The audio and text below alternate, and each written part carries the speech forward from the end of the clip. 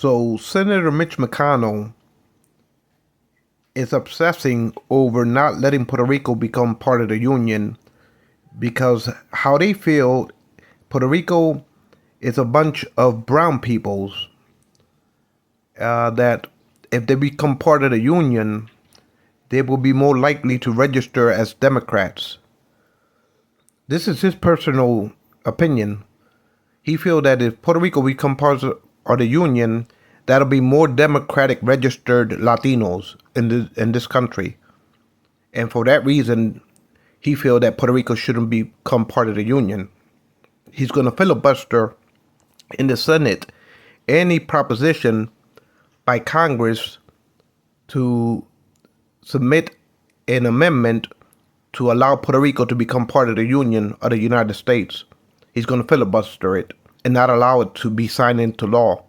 So he's against Puerto Rico becoming part of the Union, and he just feels that if Puerto Rico, his reason to rebuke Puerto Rico and filibuster and block Puerto Rico from becoming part of the Union is because he fears, as a Senate Republican leader, he fears that if Puerto Rico citizens, people that live in the island, Puerto Ricans that live in the island of Puerto Rico, that if they are allowed to become part of the Union, he fears that his excuse for not letting Puerto Rico become part of the Union is that he fears that they will be registered Democrats as Puerto Ricans. And somehow that would interfere as Republicans run for re-elections, that they don't need more registered liberal Democrats. So for that reason, they shouldn't allow Puerto Rico to become part of the Union. That's the argument that he makes, that it would jeopardize any chances of Republican candidates winning re-elections, whether it be in the House of Representatives, whether it be in the Senate, whether it be governors. He fears that more indigenous Puerto Ricans in the island having voting power as part of the Union will jeopardize the Republicans' chances of re-elections. So for that reason, he better keep Puerto Rico as a colony and not give Puerto Ricans living in the island the equal rights to vote in the American elections for who they feel should be the president of the United States. So Puerto Ricans that live in the island, they can't vote in the American presidential elections. And they can't pass laws in Congress. They only have an observer chair in Congress, but they can't pass laws in Congress. Or they can't vote as a representative in Congress because they're not part of the Union. So Puerto Rico, the citizens that live in Puerto Rico live in captivity as a colony, and they don't have the same civil rights that every citizen of America has. The only way Puerto Ricans can have the same civil rights if they live in the United States, in the mainland of the United States. That's when a Puerto Rican has the same civil rights as a citizen, and we can vote for the presidents and senators and congressmen if we live in the United States mainland. But the Puerto Ricans that decide to stay in their country of origins in the island of Puerto Rico, the citizens of Puerto Rico, they don't have the same afforded rights as a citizen of the United States when they live in that imprisoned colony of an island that we call Puerto Rico, under the yoke of neocons, of the alt-rights. They don't allow the citizens of that island to have the same afforded political citizens' rights that are afforded to citizens in the United States. So at the end of the day, you start to see a picture of white supremacy. They want to deport 21 million. Trump wants to deport 21 million brown peoples back to South America to gentrify and cleanse as many brown peoples away from North America as possible, because the alt-rights or the conservative Republicans are worrying about gentrifying America into a white majority rule. that they have a phobia of brown peoples coming to the Americas, of North America, because they will disenfranchise the white American population. So what an excuse does Mitch McConnell has? Is that a good excuse for not letting Puerto Rico to be part of the Union? Is that a good excuse for keeping the citizens that live in that island in captivity without no equal civil rights? Is that an excuse because you worrying about winning re-elections as a Republican? So for that reason, you want to make America white again? You have a phobia against brown peoples being liberal, being registered as Democrats. For that reason, y'all want to vet out as many Latinos out of this country as possible? Is that the conservative answer to conservative movements in the 21st century in America under the Trump banner? When Mitch McConnell is more worried about, hey, these are brown peoples that live in the island. If they come to America, they'll be more likely to register themselves as Democrats. So for that reason, Republicans will never win re-elections. So we have to prevent Puerto Rico and filibuster Puerto Rico from becoming part of the Union. So it's brown phobia.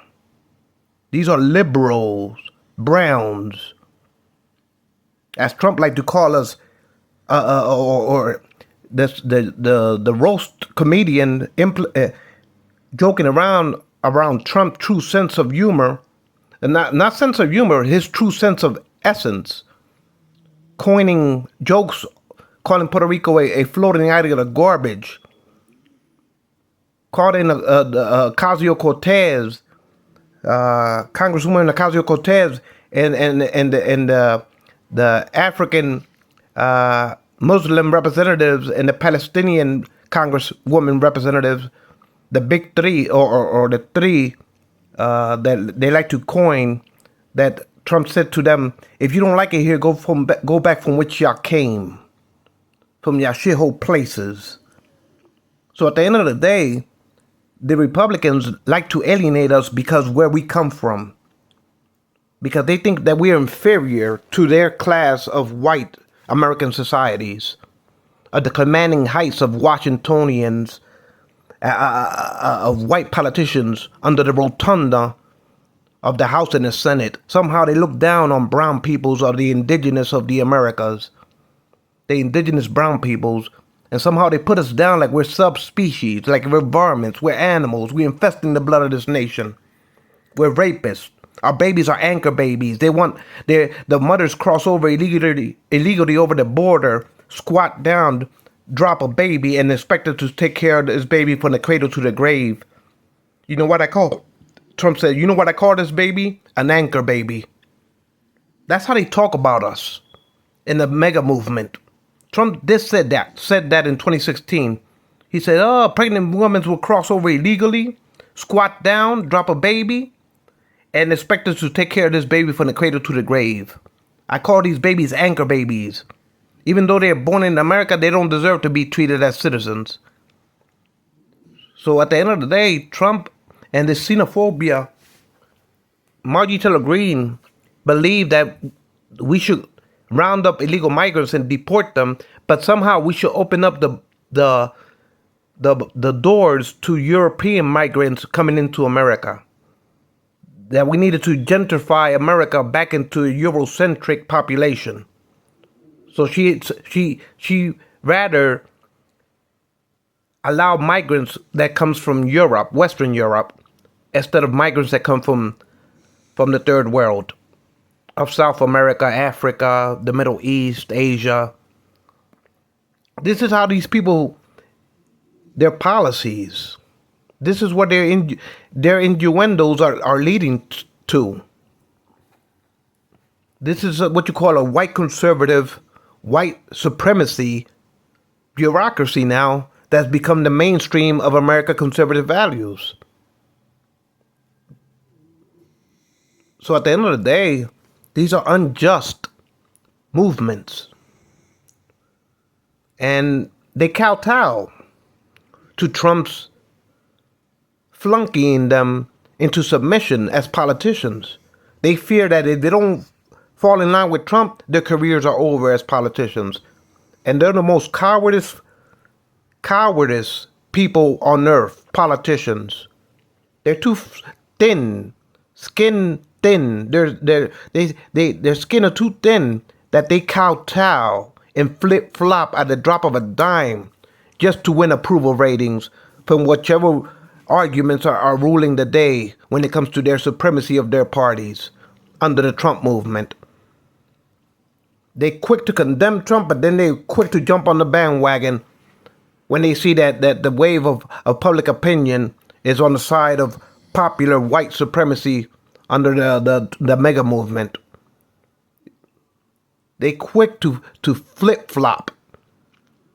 They're as thin as and fragile as wet paper bags.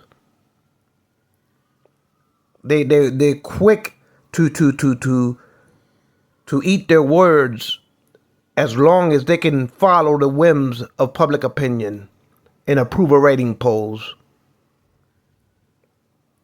Just to smile in the camera and look like they're cordially up with the times of politics and how they feel that they should feed the propaganda to the American people as leaders within the rotunda of that building. I always wondered why the Constitution rotated around the Founding Fathers in that rotunda. And they all happen to be British Founding Fathers. I didn't see an African Founding Father in that rotunda. I haven't seen a Chinese Founding Father. I haven't seen an African, Arab, Asian, Muslim. No, it's all Eurocentric buccaneers, Angloed buccaneers, all the Founding Fathers. And this is how we base the Constitution in Washington, with a pagan monument in front of the monument Lincoln Monumental Hall in Washington. They put pagan Washington monuments to adore the Founding Fathers. And this is a Britannier good old boy club, Angloed. And this is how those white politicians like to fantasize about the Constitution. But it's based on those Angloed Founding Fathers.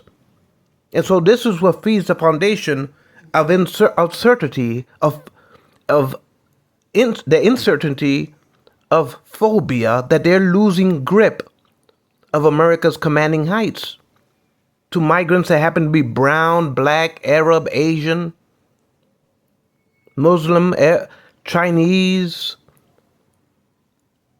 Russians, whatever. Not Russians, because they in America they're considered Europeans too. But the third world, South America, Africa, the Arab lands, Asia, they look down on us as second-tier citizens. And they look at themselves in America as Western European American citizens. And so they like to subvert us as minorities. Whether we be African, Latino, Asian, Arabs, they look down on us as minorities. But they really fear Latinos because we got an umbilical cord between North America and South America. And South America happens to be more Latinos or indigenous browns. And so when we cross the border into North America, they feel like they're being overrun by brown peoples.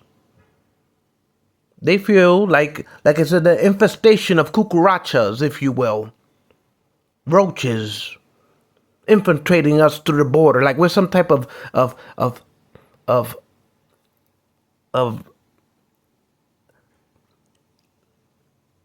insects, like we're some type of insect infestation in this country that is taken away from their white, Western, mainly buccaneering, Irish, blue-blooded Anglo American settlers that happen to be in the present day white, Irish, British, Jewish, Italians, French, Germans, Polish. They consider themselves in America as citizens. They consider themselves white Americans. The good old boy clubs but when you start to look like you're brown, like you're African, dark skin, like you're Arab Muslims, like you're Asians, that's when they try to look down on us like we're second tier citizens. So they want to gentrify as many people from the third world, or may I say the global south. When I say the global south, I mean South America, the whole of Africa, the whole of the Middle East, the whole of Asia. When we migrate to this country, North America, we are minorities. There's a reason why we're minorities. Because they try to keep their population of Western European American citizens in America, North America, they try to keep their commanding heights. But in particularly, they're phobic against South America because we share a continent that we call the Americas. And past that border is brown indigenous. And they don't want too many browns infesting North America. Like his argument for Puerto Rico not becoming part of the Union is because these are indigenous Puerto Rican browns and they're most likely to register as liberal Democrats. So keep them as a colony. Keep them imprisoned in that island. Don't give them the same equal rights as American citizens. That's Mitch McConnell's theory. That's his reason for filibustering Puerto Rico. So that Puerto Rico is just a microcosm of the racist bigotry that they have towards South America migrants. So at the end of the day, this mega movement, sooner or later, I'm gonna vanquish it, one way or another. See, Charlottesville, Tiki Torch, white supremacists marching around General Lee. See, these politicians believe the same way as they do, as far as the Trump politicians. They believe the same way as those demonstrators that were marching around General Lee with tiki torches, screaming, "You will not replace us." See, these politicians, deep down in their hearts, believe the same theory. Elon Musk said, "Oh, they're busing in busloads, migrants from South America into North America to overpopulate America in the hopes that they can phase out the Republican Party and have a one-party rule based on a majority of Latinos overpopulating North America." That's what he was insinuating with his post and his interviews on the internet, on YouTube podcasts, that he believed that the Democrat liberal whites were over flooding Latinos into this country in the hopes that they can rule the population as a Latino country under a one-party Democratic rule. That's what Elon Musk conspiracy was saying. So in a way, he's reflecting the Great Replacement theory. He's arguing in a way in behalf of the Great Replacement theory. The same way with Mitch McConnell arguing about Puerto Rico shouldn't become part of the Union because they'll be registered Democrats and then the Republicans will never win. He's arguing the Great Replacement theory.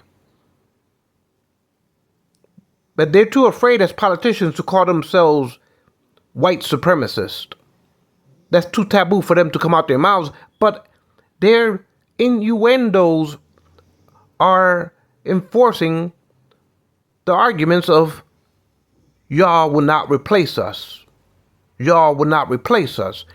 What is it when you are leader of the Senate and you're excused for Puerto Rico not becoming part of the Union? Because if these Puerto Rican citizens, most likely they're registered Democrats, and so for that reason Republicans will never win re-election. That's the fear of the Great Replacement theory. The same for Elon Musk, believing that Democrat liberals, like white liberals like Nancy Pelosi, Senator Schumer, Biden, that somehow they're going to bust in a lot of Latinos into North America to overpopulate America with brown majority rule, and in the hopes that these white liberal democratic leaders can rule under a one-party system in North America. That's what Elon Musk was arguing about in his YouTube interviews, podcasts. That somehow that's his conspiracy based on the Great Replacement theory. That's what their inferences are all arguing about. That somehow this is a conspiracy of white liberal Democrat leaders like Nancy Pelosi, Schumer, Biden, the Clintons. That somehow this is a conspiracy by white liberal Democrats to govern the nation under a one-party rule with a brown majority population. They think that George Soros is funding this type of invasion into this country. But it all rounds up to the Great Replacement theory. Carson Tucker, while he was in Fox News, he was arguing the same arguments. He said that we should regentrify America with more people like him, like white Europeans, Western Europeans. He says that this country is losing its values as a white traditional American society. He's inference arguing about the Great Replacement theory on Fox News. So they all are touching on a phobia of insecurity of white people losing control of the commanding heights of this nation, with being overrun by South American migrants. It all rounds up to the same thing, the same arguments. It's based on insecurity of white leaders thinking that this country is being overrun with an invasion of brown migrants. And it all rounds up to the insecurity of the Great Replacement theory. So call it for what it is. It's white supremacy with politicians under the Trump banner. And so it's a shame. It's a shame that politicians feel like they're being replaced by brown populations in this country. So somehow they got to alienate us away from North America and send us back from which we came. If you don't call that policies white supremacy, then I don't know what is. But yeah, this country has a long history of white supremacy. When the settlers settled the western frontiers, when they annexed Texas, California off of Mexico to settle it and make it part of the Union. And now, in the 21st century, they want to deport as many browns back to South America and the Caribbean as possible to keep the population white majorities in North America. So it's a gentrifying, it's redlining, is gentrifying deportation policies that are based on gentrifying America into a cleansing, more ensuring that their populations stays white Americans from Western settlers into the new world that became the United States. They feel like they want to command the heights of this country, and the only way to do it is to not be replaced by brown indigenous of the Americas being overrun as migrating to North America from the Caribbeans and from South America. So they have a phobia. They have a phobia. Now they want to create concentration camps of 21 million migrants in order to cleanse America away from brown peoples and to ensure that the white peoples don't get replaced by being overrun by Latinos. So call it for what it is. They all argue in the Great Replacement theory, and that's all it is. It boils down to marching around General Lee. At least those white supremacists had balls and convictions to come out with the white supremacy saying, y'all will not replace us as Ku Klux Klan members and Nazis. But politicians, they just tweak their arguments to make it sound like they're not white racist supremacists, to hide their hypocrisy on prefacing biasism on behalf of white supremacy based on a rooted argument of the Great Replacement theory. Because they are arguing the same sentiments, but in so many words. It all boils down to them and us and them. And it's language of disgust. Oh, they're vermins, they're animals. They're infesting the blood of this nation. They're sending us their worst. Oh, they're anchor babies. They're emptying out their prisons, their mental wards. These are shithole people from shithole places. They come from islands of garbage. But they all, as Republican politicians, arguing on behalf of that they feel they're being replaced as a white population, being overrun with brown migrants, in devious brown migrants infestations if you listen to Trump rallies.